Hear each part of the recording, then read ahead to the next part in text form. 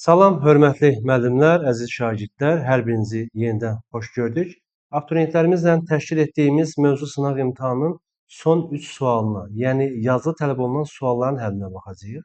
Bildiyiniz kimi, informatika fənni üzrə son 3 sual yazılı tələb olunan suallardır və eyni zamanda bu suallardan ikisi Python və biri alqoritm sualıdır. Və belə başlaya bilərik artıq. Deməli, ilk olaraq 28-ci suala baxsaq, belə bir siyahı var. N bərabərdir içərisində rəqəmləri müxtəlif olan ədədlər var. Yəni tək-tək oxumuruq. Siyahısının elementləri arasından rəqəmləri cəmi 15-dən böyük olan elementləri ekrana çıxaran proqramı Python dilində yazın. Deməli, burada baxdığımız anda görürük ki, 78 var, 145 var və bu ədədləri tək-tək cəmləyəcəyik. Daha doğrusu rəqəmlərini cəmləyəcək. Yəni bunun cəmi 15 eləyəcək. 15 15-dən böyük olmadığına görə o zaman 78-i çıxartmayacaq. Həmçinin bunu. Və bura gəldiyimiz halda 7 və burada da 14 görürük. Deməli bu 15-dən böyükdür və bu nəticənin çıxartması lazımdır. Eyni zamanda bunu çıxartmalıdır və s.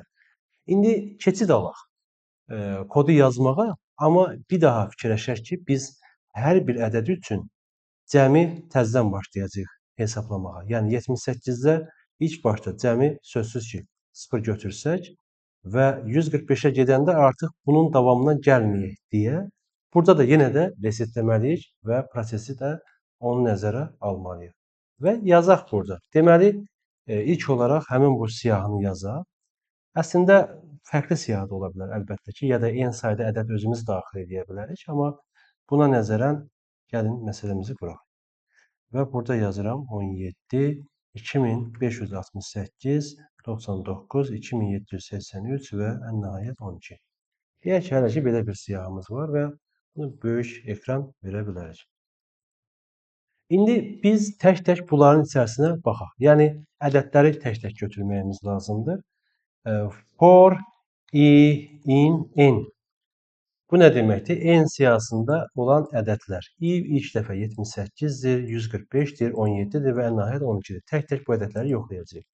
Madəm bu ədədləri götürmüşük, biz artıq ədədin rəqəmlərinin cəmini tapa bilirik. Bu qaydanı bilirik.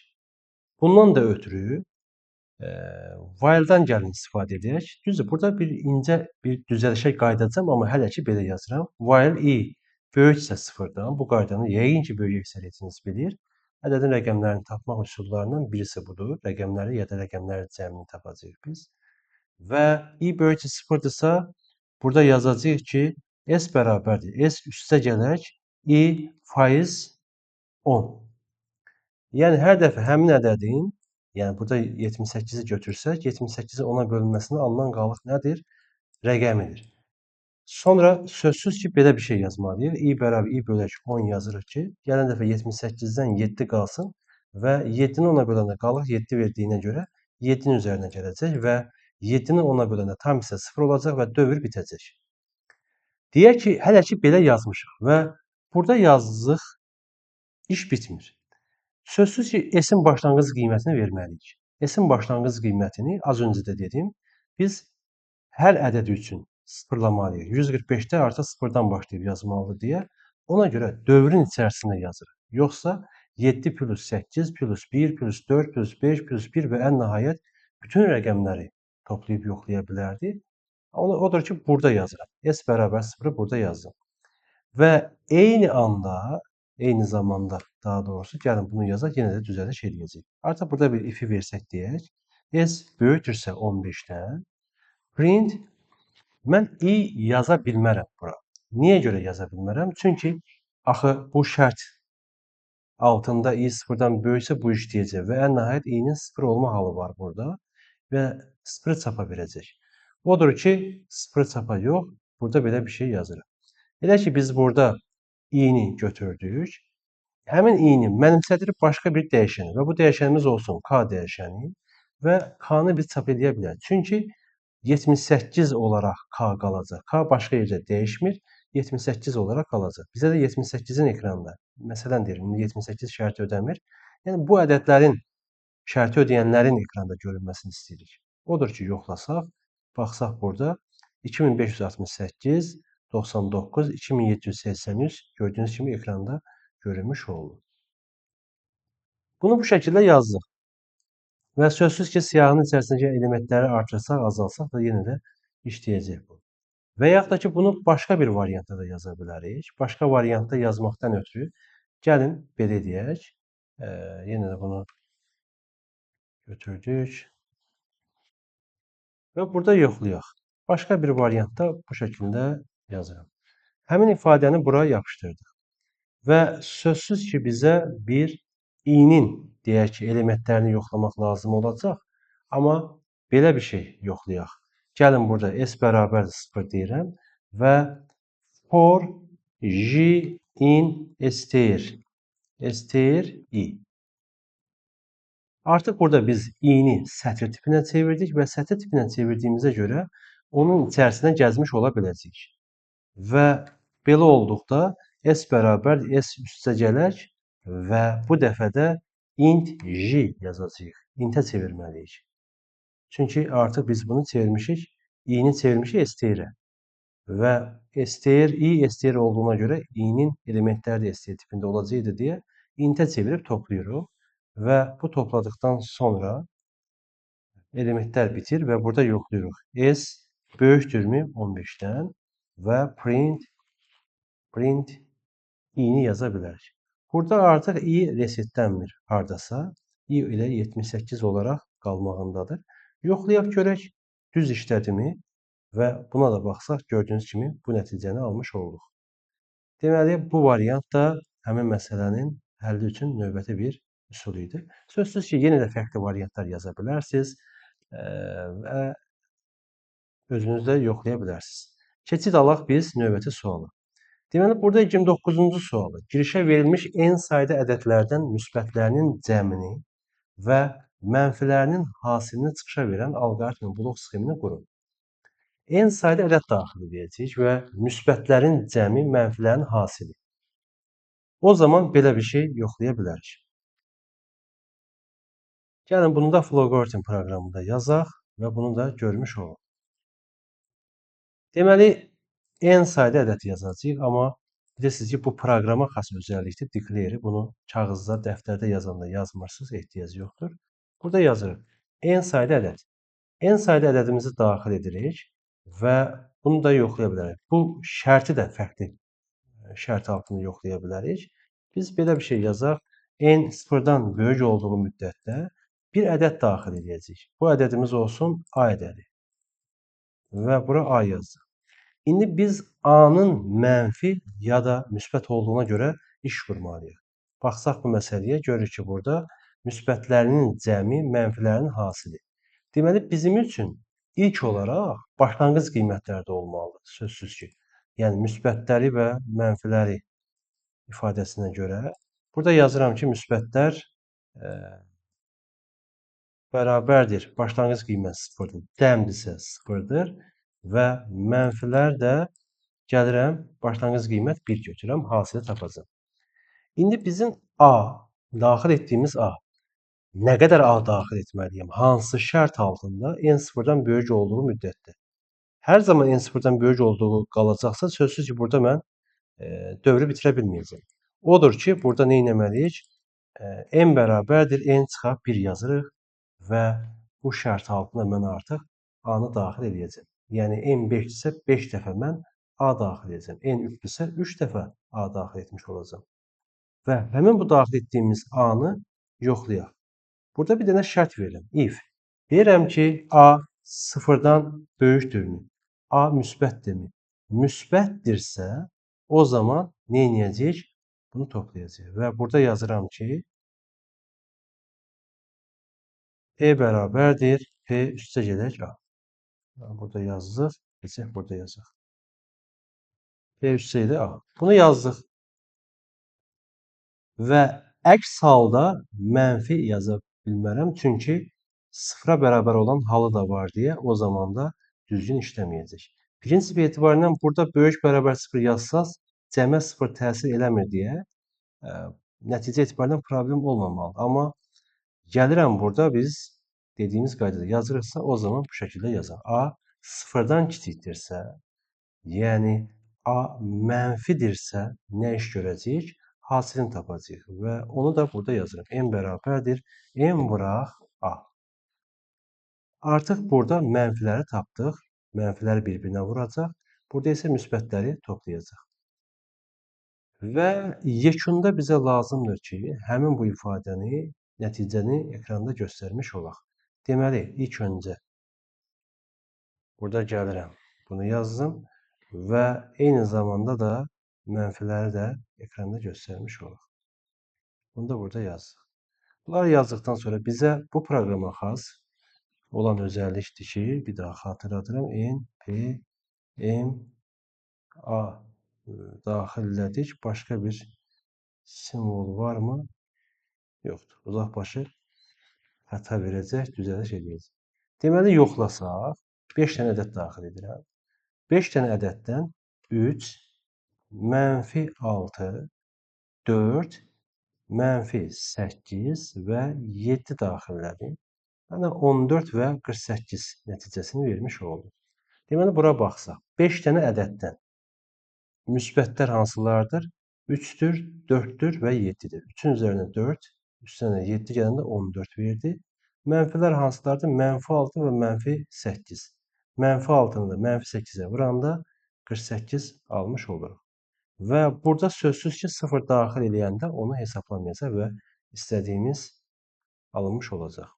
Artıq bu şəkildə məsələni yazdıq və gördüyünüz kimi burada müsbətləri və mənfiləri də hesablamış olduq. Məsələ şərtində bunu nəzərə almalıyıq. Yəni, daxil edilən ədədlərdən müsbətlər olduğu kimi mənfilər də olmuş olur ədəddə. O zaman daha doğru olmuş olacaq. Yox, biz mənfi ədəd daxil etməsək, burada gördüyünüz kimi n bərabərdir 1 olduğuna görə ekranda da 1 çıxardacaq və bunu da nəzərə ala bilərik və ən sonda deyək ki, m-in qiyməti 1 qalıbsa, ona uyğun cavabı vermiş ola bilərsiniz və yaxud da ki, burada A sıfırdan kiçiksə sayı artıra bilərsiniz. Tutaq ki, say artdı. Gəlin istəyirsiniz yazaq. Elə o variantdan istifadə edib yazmış olaq. Deyək ki, ilk başda say, bir dənə bir şey götürürük. Say dəyişəni bərabərdir 0-dır və A sıfırdan kiçikdirsə, deməli, belə bir şey yaza bilərik. Say bərabərdir say üstü ilə 1. Ya da hansısa bir başqa bir dəyərə də mənimsədə bilərdiniz. Dəyəri də buna mənimsədə bilərdiniz. Amma belə yazın. Say üstü ilə 1. Və indi mən burada yoxlamalıyam. Əgər burada if verdik sonda. Say bərabərdirsə 0-dırsa, artıq deyə bilərəm ki, burada mənfi ədəd olmayıb. Çünki mənfi ədəd olsa say 0 olmayacaq, say artacaq. Mənfi ədəd olmayıbsa, yəni say 0-da qalıbsa, o zaman ekranda nə çıxsın?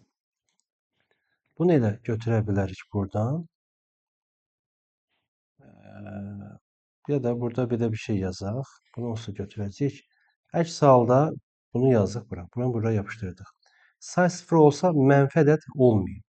Mənfi ədəd olmayıbsa ekrana nə çıxarmalıdır? Mənfi ədəd yoxdur da yaza bilərsiniz burada. Və yaxud da ki, mənfidirsə, mənfini artıq çapa vermirsiniz. Burada output P vermiş olursunuz ki, bu ifadəni ekranda göstərmiş olsun. Məsələn, belə bir şey deyək. Burada gəlirik say dəyişəni buraya tanıdaq və yoxlayaq. Deməli, 5 dənə ədəd daxil edəcəm. 2, 6, 0, 8, 7 və 23 verdi burada. Baxsaq burada 2, 6, 8, 8, 16, 7, 23. Mənfi ədəd olmadığına görə bunu vermədi və 3 dənə ədəd daxil edirəm. Mənfi 9, mənfi 6, 5. Və burada baxırıq. Mənfi 9, mənfi 6 müsbət 54 edir. 5 də burada gördüyünüz kimi olmuş oldu. Deməli, bu da ikinci, yəni blok sxemi olan sualın cavabı idi, həlli qaydalarından biri idi. Və 30-cu suala gəlsək, klaviaturadan aralarında bir boşluq olan sözlərdən ibarət sətir daxil edilmişdir. Bu sətirdəki hər bir sözün son simvolunu bu simvolun sözdəki sıra nömrəsi ilə əvəz edərək alınan yeni sətir çıxışa verən proqramın Python dilində yazın. Deyək ki, belə bir ifadədir. S bərabərdir. Salam, millət və necəsiniz? Belə bir ifadədir. Giriş budur. Bizdən nə istənilir? Çıxışda nə istənilir? Hər bir sözün son simvolunu bu simvolun sözdəki sıra nömrəsi. Hər bir sözün, deməli bu sözün son simvolu burada M. Yəni və bunun da sıra nömrəsi 1, 2, 3, 4, 5 olduğunu bilirsiniz. Ekranda istədiyimiz belə çıxsın və burada da fikirləşsək 1, 2, 3, 4, 5, 6-dır, T'dir və 6 çıxacaq və ən nəhayət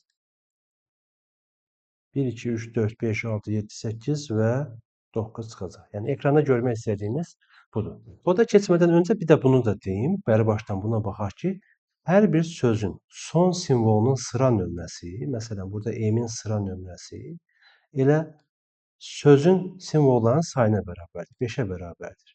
Və baxsaq ki, burada T-nin sıra nömrəsi 1, 2, 3, 4, 5, 6-dır. Sözsüz ki, və buna da bərabər. Deməli, biz sözün simvollarının sayını tapacağıq. Gəlirəm, burada yazıram 30-cu sual bu şəkildə. Nümunə yazaq. Hələ ki, elə yuxarıda yazdığım nümunəni burada yazıram. Salam, millət və burada da gəldik yazırıq nə? Bunu burada yazdım. Bunu yazandan sonra sözsüz ki, bu ifadəni mən söz-söz baxmalıyam. Bundan ötürü boşluğa görə nəzərə alıb, fikirləşə bilərəm ki, boşluğa qədər olan hissə bir söz, bura qədər bir söz, burada bir boşluq əlavə edərəm. O da bir növbəti sözü ola bilər. Amma bizim bildiyimiz split funksiyası var. Gəlin onunla yazaq. M bərabərdir. N nöqtə split yazıram. Və splitin də nə demək olduğunu bilirik əslində. Amma yenə də yoxlayaq. Bilirik ki, verilmiş ifadəni söz-söz atır siyahıya. Artıq biz bunu söz-söz parçaladıq, siyahıdadır. Və bundan sonra rahat bir şəkildə buna biz baxmış ola bilərik. Və burada da gəlin yazaq, elə bu printdə qalsın istəyirsiniz. Növbəti ifadəni. Artıq for, in, n. Mən girdim siyahının içərisinə və oradan ilk sözü götürdüm. İlk sözün sözsüz ki, mən simvollarını sayacağım. Və deyək ki, bura olsun k bərabərdir len i. Bunu saydım. Və yenə də bizə lazımdır ki, bir s bərabərdir boş sətir götürək. Deyək ki, burada sətir götürdük. S bərabərdir s üstə gəlir. Hər bir sözdə bizim axtardığımız son simvola qədər ki, hissəni götürə bilərik. Deməli, buradan baxsaq, bizim başlanğıc qiymətimiz həmin bu i-nin, burada yazıram, i-nin başlanğıc qiyməti 0-dan başlayır. İndeksi olaraq bu şəkildə yazıram. 0, 1, 2, 3. Yəni, simvollar sayından biri çıxacaq. O şəkildə gedəcək. İndeksi olaraq fikirləşsək. Və yaxud da ki, mənfi 1 də yaza bilərik. Mənfi 1 yazaq görək, bu bizə nə verir? Yəni, mənfi 1, bilirsiniz ki, soldan da başlayıb indeksləyə bilirik, sağdan da başlaya bilirik. Mənfi 1-ci indeksdə duran element M-dir. Bilirsiniz ki, və bu parçada da axırıncı qiymət daxil deyil, o zaman M daxil olmayacaq. Və S bərabərdir. S-in üzərinə gələcəyik, i-nin bura qədərki hissəsi və sonra da gələcəyik həmin bu aldığımız buradakı qiymət. Yəni simvolun sayı. Bunu k-da yaza bilərik ya da sətri azaldaq. Heç burada k-nı yazmayaq istəyirsiniz. Bu şəkildə də yaza bilərik. Amma STR-ə çevirəcəyik. Yəqin ki, bunu da bildiniz. Niyə? Len i deyəcək. Çünki STR-ə çevirməsək, görəcəksiniz ki, burada len i dediyimiz ədəd tipində qaytarır və bu STR tipində olub. Bu olmayınca xəta vermiş olacaq. Bir dənə yüngülvari düzəliş edəcəyik, amma çalışdıraq görək, sonra bura qayıdarıq. Print S yazırıq. Və S yazdıqdan sonra gəlirəm buradan çalışdıraq. Baxaq, salam 5, millət 6, necəsini və 9 çıxdı. Yəni, bunu bu şəkildə çıxarsa da, amma birləşik çıxardı. Buna belə bir iş verə bilərik, əlavə artıra bilərik. Üst-üstə gələk boşluq. Boşluq deyəriksə, artıq bu ifadəni tapacaq, boşluq əlavə edəcək, sonra keçəcək növbəti ifadəyə boşluq əlavə edəcək və baxsaq, sala, millət və necəsinizin və simvollarını da bu şəkildə göstərmiş oldu. Yəni. Sözsüz ki, burada biz artıq nə yazacağıq? Belə bir ifadə yox, birbaşa input yazmış olacağıq. Və bunun sayəsində artıq bizim görmək istədiyimiz ifadəni almış olur. Və yaxud da ki, bu ifadələri belə hesablayıb, başqa bir siyahıya atıb, o siyahının üzərində də işləyə bilərik. Gəlin buradan baxaq. Deməli, elə bunun üzərində düzəliş edəcəyik. Bunu götürək. Və boş bir siyahımız olsun. S bərabər boş siyahı. Həmin bu ifadəni ora atacağıq. S siyahısını atacağıq nəyi? S.fn.